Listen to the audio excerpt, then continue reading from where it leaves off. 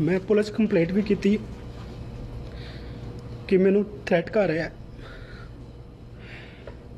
ਸਰੀ ਦੇ Bombay banquet hall ਵਿੱਚ Punjabi press media ਸਾਹਮਣੇ ਆਪਣੇ ਦੁੱਖੜੇ ਸਾਂਝੇ ਕਰ ਰਿਹਾ ਇਹ ਹੈ ਪ੍ਰਭਜੋਤ ਸਿੰਘ, ਜੋ ਕੈਨੇਡਾ ਵਿੱਚ ਇੱਕ ਵਿਜ਼ਟਰ ਤੌਰ ਤੇ ਆਇਆ ਸੀ। ਅਨੁਸਾਰ ਉਸਨੇ ਐਬਸਫੋਰਡ ਦੇ ਸਭ ਤੋਂ ਪੁਰਾਣੇ ਇਤਿਹਾਸਕ ਗੁਰਦੁਆਰੇ ਵਿੱਚ ਕੰਮ ਕਰਨ ਦੇ ਮਨਸ਼ੇ ਨਾਲ ਗੁਰਸਿੱਖ temple and Sikh heritage museum society ਕੋਲੋਂ ਹਜ਼ਾਰਾਂ ਡਾਲਰ ਦੀ LMIA ਖਰੀਦ ਕੇ ਵਰਕ ਪਰਮਿਟ ਲਿਆ ਸੀ। ਇਹਨਾਂ ਨੇ ਬਣਾਈ ਹੋਈ ਹੈ ਗੁਰਸਿੱਖ temple and Sikh heritage museum society. ਇਹਨਾਂ ਨੇ ਇਹ ਵਾਲੀ ਸੁਸਾਇਟੀ ਬਣਾਈ ਹੈ, ਇਹਦੇ ਨਾਮ ਤੇ ਮੇਰਾ ਵਰਕ ਪਰਮਿਟ ਕਰਾਇਆ। ਮੇਰਾ ਇਹਨਾਂ ਨੇ ਵਰਕ ਪਰਮਿਟ ਕਰਾਤਾ। ਮੈਂ ਇਹਨਾਂ ਨੂੰ ਪੈਸੇ ਵੀ ਦੇਤੇ $26,000। ਮੈਨੂੰ ਇਹਨਾਂ ਨੇ ਕਿਹਾ ਸੀ ਤੈਨੂੰ ਜੋਬ ਵੀ ਦੇਵਾਂਗੇ ਅਸੀਂ ਗੁਰਦੁਆਰੇ ਵਿੱਚ ਤੇ ਤੇਰਾ ਰਿਹਾਇਸ਼ ਦਾ ਵੀ ਸਾਰਾ ਕੁਝ ਕਰਾਂਗੇ ਅਸੀਂ। ਪ੍ਰਭਜੋਤ ਦੇ ਕਥਿਤ ਦੋਸ਼ ਹਨ ਕਿ ਉਕਤ ਸੁਸਾਇਟੀ ਦੇ ਕੁਝ ਮੈਂਬਰਾਂ ਅਤੇ ਹੋਰ ਲੋਕਾਂ ਨੇ ਰਲ ਕੇ ਉਸ ਨਾਲ ਕਥਿਤ ਤੌਰ ਤੇ ਇਮੀਗ੍ਰੇਸ਼ਨ ਫਰਾਡ ਹੀ ਨਹੀਂ ਕੀਤਾ, ਬਲਕਿ ਉਹਨਾਂ ਵੱਲੋਂ ਸਵਾਲ ਪੁੱਛਣ ਤੇ ਕਥਿਤ ਤੌਰ ਤੇ ਉਹਨਾਂ ਨੂੰ ਡਿਪੋਰਟ ਕਰਾਉਣ ਦੀਆਂ ਧਮਕੀਆਂ ਵੀ ਦਿੱਤੀਆਂ ਗਈਆਂ ਹਨ। ਮੇਰੇ ਕੋਲ ਹੈਗਾ ਵਰਕ ਪਰਮਿਟ, ਸਟੇਟਸ ਹੈਗਾ ਮੇਰੇ ਕੋਲ, ਬਟ ਉਹ ਮੈਨੂੰ ਜੋਬ ਨਹੀਂ ਦਿੰਦੇ ਔਰ ਮੈਨੂੰ ਜਿਹੜੀਆਂ ਪੇ ਸਟੱਬ ਇਹਨਾਂ ਨੂੰ ਮੈਨੂੰ ਦਿੰਦੇ ਆ, ਮੈਂ ਇਹਨਾਂ ਨੂੰ ਕੈਸ਼ ਪੈਸੇ ਦਿੰਦਾ ਰਿਹਾ 3570 ਹਰ ਮਹੀਨੇ ਇਹਨਾਂ ਨੂੰ ਫਰਵਰੀ ਤੋਂ ਲੈ ਕੇ ਅਪ੍ਰੈਲ ਤੱਕ ਇਹਨਾਂ ਨੂੰ ਪੈਸੇ ਦਿੰਦਾ ਰਿਹਾ ਕਿ ਭਾਜੀ ਚਲੋ ਤੁਸੀਂ ਮੇਰਾ ਵਾਈਫ ਦਾ ਵਰਕ ਪਰਮਿਟ ਕਰਾ ਦਿਓ।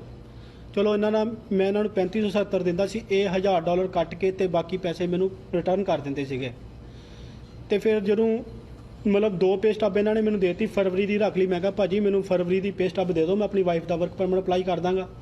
ਕਹਿੰਦੇ ਨਹੀਂ, ਅਸੀਂ ਉਹ ਤਾਂ ਰੱਖੀ ਹੈ ਕਿ ਤੈਨੂੰ ਅਗਰ ਅਸੀਂ 3 ਪੇ ਸਟੱਬਾਂ ਦੇਤੀਆਂ ਤੂੰ ਆਪ ਆਪਣੀ ਵਾਈਫ ਦਾ ਵਰਕ ਪਰਮਿਟ ਅਪਲਾਈ ਕਰ ਦੇਂਗਾ, ਤੁਹਾਨੂੰ ਪੈਸੇ ਚਾਹੀਦੇ ਹੋਰ, ਮੈਨੂੰ $10,000 ਸਾਨੂੰ ਹੋਰ ਚਾਹੀਦਾ।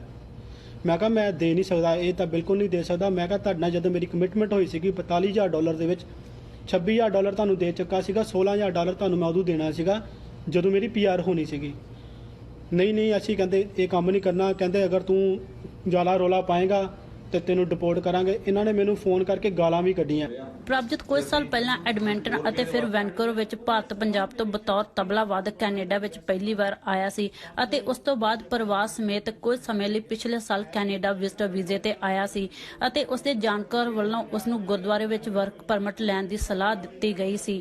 ਸਿੰਘ ਅਨੁਸਾਰ ਉਸ ਨੂੰ ਵਰਕ ਪਰਮਿਟ ਮਿਲਣ ਉਪਰੰਤ ਉਮੀਦ ਸੀ ਕਿ ਉਸ ਦੀ ਪਤਨੀ ਨੂੰ ਵੀ ਵਰਕ ਪਰਮਿਟ ਮਿਲ ਜਾਵੇਗਾ ਅਤੇ ਉਹ ਆਪਣੀ ਬੱਚਿਆਂ ਨੂੰ ਇੱਥੇ ਵਿਦਿਆ ਆਦਿ ਦਵਾ ਕੇ ਸੈੱਟ ਕਰ ਸਕੇਗਾ, ਪਰ ਫਿਲਹਾਲ ਉਸ ਦਾ ਕੈਨੇਡੀਅਨ ਇਮੀਗ੍ਰੇਸ਼ਨ ਸਟੇਟਸ ਦਾਅ ਤੇ ਲੱਗਾ ਹੈ ਅਤੇ ਉਹ ਇਹ ਮਾਮਲਾ ਐਬਸਫੋਰਡ ਪੁਲਿਸ ਕੋਲ ਵੀ ਲੈ ਗਿਆ ਹੈ।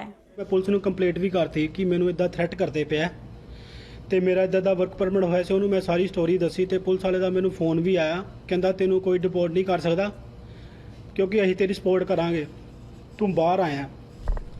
ਕਹਿੰਦੇ ਇਦਾਂ ਦੇ ਮਤਲਬ ਕਾਫੀ ਜਿਹੜੇ ਲੋਕ ਹੈਗੇ ਜਿਹੜੇ ਫਸੇ ਹੋਏ ਆ ਤੇਰੇ ਕਰਕੇ, ਉਹ ਵੀ ਬਾਹਰ ਆਣਗੇ ਇਦਾਂ ਹੀ। ਇਸ ਮਾਮਲੇ ਬਾਰੇ ਪੱਖ ਜਾਣਨ ਲਈ ਖਾਲਸਾ ਦੀਵਾਨ ਸੁਸਾਇਟੀ ਐਬਸਫੋਰਡ ਅਤੇ ਉਕਤ ਸੁਸਾਇਟੀ ਦੇ ਜਨਰਲ ਸੈਕਟਰੀ, ਜਿਨ੍ਹਾਂ ਦਾ ਇਸ ਕੇਸ ਵਿੱਚ ਕਥਿਤ ਤੌਰ ਤੇ ਨਾਮ ਆਉਂਦਾ ਹੈ, ਨੂੰ ਆਮਨੀ ਨਿਊਜ਼ ਵੱਲੋਂ ਪਹੁੰਚ ਕੀਤੀ ਗਈ, ਜਿਨ੍ਹਾਂ ਇੰਟਰਵਿਊ ਦੇਣ ਤੋਂ ਇਨਕਾਰ ਕਰਦੇ ਕਿਹਾ ਕਿ ਸਿੰਘ ਨੇ ਉਹਨਾਂ ਤੇ ਬਹੁਤ ਸਾਰੇ ਝੂਠੇ ਇਲਜ਼ਾਮ ਲਾਏ ਹਨ ਅਤੇ ਉਹ ਕਾਨੂੰਨੀ ਕਾਰਵਾਈ ਕਰਨਗੇ, ਜਿਸ ਸੰਬੰਧੀ ਉਹਨਾਂ ਦੇ ਵਕੀਲ ਗੁਰਪ੍ਰੀਤ ਬਾਦ ਵੱਲੋਂ ਆਮਨੀ ਨਿਊਜ਼ ਨਾਲ ਸਟੇਟਮੈਂਟ ਵੀ ਸਾਂਝੀ ਕੀਤੀ ਗਈ ਹੈ। ਕਾਬਲੇ ਗੌਰ ਹੈ ਕਿ ਉਕਤ ਗੁਰਦੁਆਰਾ ਕਮੇਟੀ ਅਤੇ ਇਸ ਦੀ ਸਾਬਕਾ ਕਮੇਟੀ ਵਿੱਚ ਪਹਿਲਾਂ ਵੀ ਮੈਂਬਰਸ਼ਿਪ ਨੂੰ ਲੈ ਕੇ ਪਾਟੋ-ਤਾੜ ਅਤੇ ਲੰਮੀ ਕਾਨੂੰਨੀ ਲੜਾਈ ਕਰਕੇ ਇਹ ਗੁਰਦੁਆਰਾ ਪਹਿਲਾਂ ਵੀ ਸੁਰਖੀਆਂ ਵਿੱਚ ਰਿਹਾ ਹੈ ਅਤੇ ਤਾਜ਼ਾ ਘਟਨਾਕ੍ਰਮ ਉਪਰੰਤ ਸਾਬਕਾ ਮੈਂਬਰ ਹੁਣ ਡਾਢੇ ਪਰੇਸ਼ਾਨ ਲੱਗ ਰਹੇ ਹਨ। ਜਿਹੜਾ ਫਰਾਡ ਹੋਇਆ ਜਿੱਥੇ ਹੋਇਆ ਹੈਗਾ ਉਹ ਇਹ ਹੈਗਾ ਵੀ ਉਹਨਾਂ ਨੇ ਪੁਰਾਣਾ ਗੁਰੂ ਘਰ ਕਿਉਂ ਚੂਜ਼ ਕੀਤਾ, ਪੇ ਸਟੱਬ ਦੇ ਉੱਤੇ ਉਹਨੇ ਪੁਰਾਣੇ ਗੁਰੂ ਘਰ ਦਾ ਐਡਰੈਸ ਕਿਉਂ ਦਿੱਤਾ। ਸਾਨੂੰ ਜਿਹੜਾ ਕੰਸਰਨ ਹੈਗਾ, ਜਿਹੜੇ ਸਾਡੇ ਬਜ਼ੁਰਗਾਂ ਨੇ ਉਸ ਵੇਲੇ 100 ਸਾਲ ਪਹਿਲਾਂ 120 ਸਾਲ ਹੋ ਗਏ ਹੁਣ ਤਾਂ, ਜਦੋਂ ਉਹਨੇ ਆਣ ਕੇ ਗੁਰਦੁਆਰਾ ਸਾਹਿਬ ਬਣਾਇਆ ਸੀ, ਡਾਲਰ ਸੈਂਟ ਇਕੱਠੇ ਕਰਕੇ ਉਹਨਾਂ ਨੇ ਬਿੱਲ ਦਿੱਤੇ ਸੀ, ਤੁਸੀਂ ਗੁਰਦੁਆਰਾ ਸਾਹਿਬ ਜਾਓ ਤੁਹਾਨੂੰ ਪੁਰਾਣੇ ਰਜਿਸਟਰ ਮਿਲਣਗੇ, ਪੁਰਾਣੀਆਂ ਚੈੱਕ ਬੁੱਕਾਂ ਮਿਲਣਗੀਆਂ ਵੀ ਅਸੀਂ ਅੱਜ ਇੰਨੇ ਬੰਦਿਆਂ ਤੋਂ ਆਹ ਪੈਸੇ ਇਕੱਠੇ ਕੀਤੇ, ਆਹ ਸਾਡਾ ਖਰਚਾ ਆਇਆ, ਇੰਨੇ ਸਾਡਾ ਮਾਈਨਸ ਹੋਇਆ ਗਿਆ। ਅਸੀਂ ਅੱਜ ਉਹਨਾਂ ਦੀ ਆੜ ਦੇ ਵਿੱਚ ਅਸੀਂ ਆਹ ਕੰਮ ਕਰਦੇ ਹਾਂ, ਇੱਦਾਂ ਦੇ ਬੰਦਿਆਂ ਨੂੰ ਅਸੀਂ ਲੁੱਟ ਰਹੇ ਹੈਗੇ ਹਾਂ। ਸਾਨੂੰ ਕੱਢਣ ਦਾ ਮਕਸਦ ਇਹ ਸੀਗਾ ਵੀ ਮੁੜ ਕੇ ਆ ਕੁਛ ਮਨਮਰਜ਼ੀ ਜਿਵੇਂ ਜੀ ਕਰੇ ਕਰ ਸਕੇ, ਕੋਈ ਬੋਲਣ ਵਾਲਾ ਬੰਦਾ ਨਹੀਂਗਾ। ਅਸੀਂ ਸੰਗਤਾਂ ਨੂੰ ਸੋਚਦਿਆਂ ਨੂੰ ਵੀ ਇਹੀ ਵਾਰ-ਵਾਰ ਅਪੀਲ ਕਰਦੇ ਵੀ ਸਾਡਾ ਕੋਈ ਪਰਸਨਲ ਨਹੀਂਗਾ ਇਹਨਾਂ ਨਾਲ, ਜਾਂ ਵੀ ਸਾਡੇ ਅਸੀਂ ਗੁਰੂ ਘਰ ਦੇ ਕਾਬਜ ਹੋਣਾ ਚਾਹੁੰਦੇ ਹਾਂ, ਪਰ ਅਸੀਂ ਆਹ ਚੀਜ਼ ਰੋਕਣਾ ਚਾਹੁੰਦੇ ਹਾਂ। ਸਾਡਾ ਮੇਨ ਮਕਸਦ ਇਹ ਹੈ ਵੀ ਇਹ ਕੰਮ ਨਹੀਂ ਹੋਣੇ ਚਾਹੀਦੇ। ਕੈਨੇਡਾ ਵਿੱਚ ਪੱਕੇ ਹੋਣ ਲਈ LMIA ਤਹਿਤ ਹਜ਼ਾਰਾਂ ਡਾਲਰ ਖਰਚ ਕੇ ਕਥਿਤ ਤੌਰ ਤੇ ਇਮੀਗ੍ਰੇਸ਼ਨ ਫਰਾਡ ਦੇ ਪਹਿਲਾਂ ਵੀ ਬਹੁਤ ਸਾਰੇ ਮਾਮਲੇ ਸਾਹਮਣੇ ਆ ਚੁੱਕੇ ਹਨ ਅਤੇ ਕੱਲ ਐਬਸਫੋਰਡ ਦੇ ਇੱਕ ਗੁਰਦੁਆਰੇ ਦੀ ਸਿੱਖ ਸੁਸਾਇਟੀ ਦੇ ਕਥਿਤ ਤੌਰ ਤੇ ਅਜਿਹੇ ਇਹ ਮਾਮਲਾ ਵੀ ਕੋਈ ਪਹਿਲਾ ਨਹੀਂ ਹੈ, ਕਿਉਂਕਿ ਉਸ ਗੁਰਦੁਆਰੇ ਸਮੇਤ ਦਰਜਨਾਂ ਹੀ BC ਦੇ ਗੁਰਦੁਆਰਿਆਂ ਦੀ ਨੁਮਾਇੰਦਗੀ ਕਰਦੀ BC ਗੁਰਦੁਆਰਾ ਕਾਉਂਸਲ ਅਤੇ ਅੰਟੈਰੀਓ ਦੇ ਦਰਜਨਾਂ ਗੁਰਦੁਆਰਿਆਂ ਦੀ ਨੁਮਾਇੰਦਗੀ ਕਰਦੀ ਅੰਟੈਰੀਓ ਸਿੱਖ ਕਾਉਂਸਲ ਨੇ ਕੱਲ ਇਮੀਗ੍ਰੇਸ਼ਨ ਮੰਤਰੀ ਨੂੰ ਇੱਕ ਲੈਟਰ ਜਾਰੀ ਕੀਤੀ ਹੈ, ਜਿਸ ਵਿੱਚ ਉਹਨਾਂ ਦੱਸਿਆ ਹੈ ਕਿ ਬਹੁਤ ਸਾਰੀਆਂ ਸਿੱਖ ਸੁਸਾਇਟੀਜ਼ ਵੱਲੋਂ ਕਥਿਤ ਤੌਰ ਤੇ ਹੋਰ ਸੁਸਾਇਟੀਜ਼ ਸਥਾਪਿਤ ਕਰਕੇ ਬਹੁਤ ਸਾਰੇ ਇਮੀਗ੍ਰੇਸ਼ਨ ਫਰਾਡ ਕੀਤੇ ਜਾ ਰਹੇ ਹਨ, ਭਾਵੇਂ ਉਹ ਝੂਠੀਆਂ LMIA ਦੇ ਮਾਮਲੇ ਹੋਣ, ਭਾਵੇਂ ਕਿ ਗੁਰਦੁਆਰਿਆਂ ਵਿੱਚ ਆਏ ਰਾਗੀ ਢਾਡੀਆਂ ਦੇ ਰਫੂ ਚੱਕਰ ਹੋਣ ਦੇ ਮਾਮਲੇ ਹੋਣ, ਅਤੇ ਉਹਨਾਂ ਤੇ ਠੱਲ ਪੈਣੀ ਚਾਹੀਦੀ ਹੈ। ਮਿਸਿੰਗ ਪਰਸਨਸ ਡਿਪਾਰਟਮੈਂਟ ਦੇ ਵਿੱਚੋਂ ਸਾਨੂੰ ਟਾਈਮ ਟੂ ਟਾਈਮ ਈਮੇਲਸ ਆਉਂਦੀਆਂ ਆ ਕਿ ਗੁਰਦੁਆਰੇ ਦੇ ਵਿੱਚੋਂ ਆ ਬੰਦੇ ਮਿਸਿੰਗਸ ਰਿਪੋਰਟਡ ਹੋਏ ਆ ਤੇ ਉਹਨਾਂ ਦੇ ਜਿਹੜੇ ਵੀਜ਼ੇ ਆ ਉਹ ਤਾਂ ਐਕਸਪਾਇਰਡ ਆ, ਹੁਣ ਉਹ ਮਿਸਿੰਗ ਆ। ਇਹ ਪਹਿਲੀ ਵਾਰੀ ਨਹੀਂ ਹੋਇਆ, ਇਸ ਸਾਲ ਦੇ ਵਿੱਚ ਵੀ 3-4 ਵਾਰੀ ਆਲਰੇਡੀ ਮੈਨੂੰ ਇਹੋ ਜਿਹੀਆਂ ਈਮੇਲਾਂ ਆਈਆਂ ਆ ਜਿਹੜੀ ਸਿੱਖ ਸੁਸਾਇਟੀਜ਼ ਵੱਲੋਂ ਜਾਂ ਫੇਕ LMI ਦੇ ਨਾਲ ਜਾਂ ਵਰਕ ਪਰਮਿਟਸ ਦੇ ਪ੍ਰੋਮਿਸ ਦੇ ਨਾਲ ਇੱਥੇ ਬੰਦੇ ਬਹੁਤ ਸੱਦੇ ਜਾਂਦੇ ਆ। ਉਹ ਫਿਰ ਗੁਰਦੁਆਰੇ ਸਾਹਿਬਾਨਾਂ ਦੇ ਵਿੱਚ ਵੀ ਆਏ ਆ ਬਾਅਦ ਦੇ ਵਿੱਚ, ਤੇ ਉੱਥੇ ਫਿਰ ਮਦਦ ਦੀ ਲੋੜ ਪੈਂਦੀ ਆ ਜਾਂ ਟਿਕਟ ਮੁੜ ਕੇ ਪੰਜਾਬ ਨੂੰ ਚਾਹੀਦੀ ਆ, ਜੋ ਹੋਰ ਉਹਨਾਂ ਦੇ ਮਸਲੇ ਕਈ ਉੱਠ ਜਾਂਦੇ ਆ। ਪਰਿਵਾਰਕ ਤੌਰ ਤੇ ਉਹਨਾਂ ਨੇ ਹਜ਼ਾਰਾਂ ਹੀ ਡਾਲਰ ਉੱਥੇ ਪੰਜਾਬ ਦੇ ਤੇ ਲੱਖਾਂ ਹੀ ਡਾਲਰ ਖਰਚ ਕੇ ਇੱਥੇ ਆਏ ਆ ਤੇ ਉੱਥੇ ਉਹਨਾਂ ਦੀ ਵੀ ਤੰਗੀ ਕੱਟਣੀ ਪੈਂਦੀ ਆ।